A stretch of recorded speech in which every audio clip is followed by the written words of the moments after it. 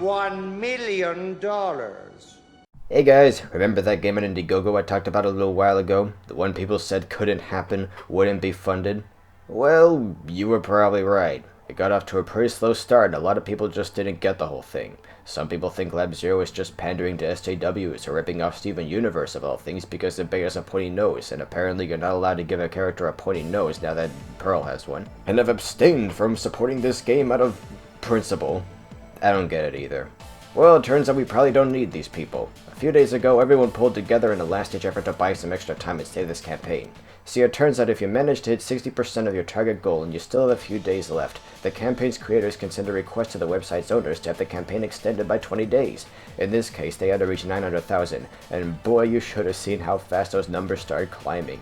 And then we got the extension and funding slowed down to a trickle because people don't feel so pressured now. I should have expected this. Honestly though, I'm not that worried. A lot of people will no doubt donate a second time or upgrade to a higher tier once they get their next paycheck. Heck, I think I might do this too. I said in my original video that I had no doubt Indivisible would clear $1 million, and I was pretty much right. It feels great to see that nice big 1 add to the end of all those digits, and to see that grayish portion of the bar get smaller and smaller.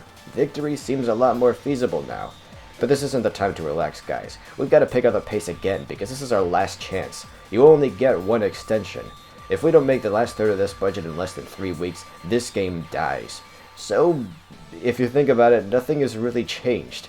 I mean, this had 40 days before, and it made 2/3 of the budget, so we basically just have to keep going at the rate that we have been.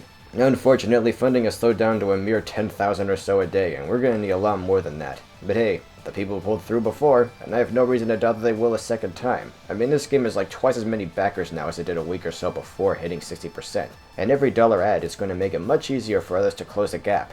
And who knows, that last minute explosion that always comes at the end of every campaign will probably be even bigger now than it would have been if we didn't get that extension. But there aren't going to be any more second chances. We can't stumble now.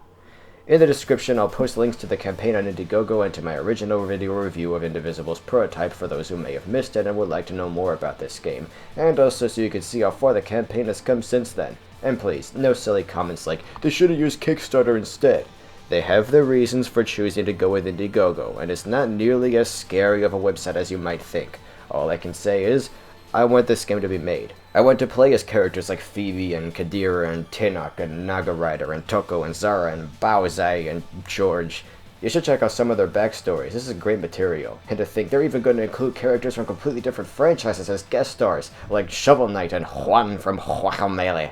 I want more games like this to be made, games that just wouldn't be possible without people like us supporting them. Everything in the games industry is so filtered and focus tested, it's like all the creativity has been sucked out of it. Sure, we have one-man indie games for that, but maybe I don't just want these kinds of games to exist in that form. Maybe it would be nice to have slightly bigger games like this come along and prove that games with these kinds of characters and mechanics can still be a part of the whole big gaming scene. The game industry just doesn't want to release games like this because they don't think it'll make any money, but we're proving them wrong. The only reason it's going as slowly as it has is because of all the weird circumstantial things it happens to have going against it at this time. But to see it still succeeding in spite of all that is a testament to just how much people are secretly craving a game like this and want to see gaming pushed in this direction. Before I end the video, I want to thank all the people on the Skullheart forum who shared my original video. Not that many people have seen it, but I think the right people have seen it, and it's nice to see it resonate with them as strongly as it did and create such a positive response. But this isn't the time to slow down. Now more than ever, we need to keep spreading the word of Indivisible to all the skeptics and naysayers, or, you know, just people who might actually like the game. Keep sharing, keep telling people about this campaign, just maybe don't pester guys like Markiplier as much as we have been to play the game.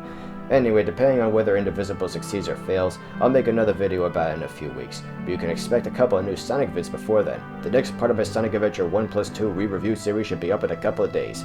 See ya!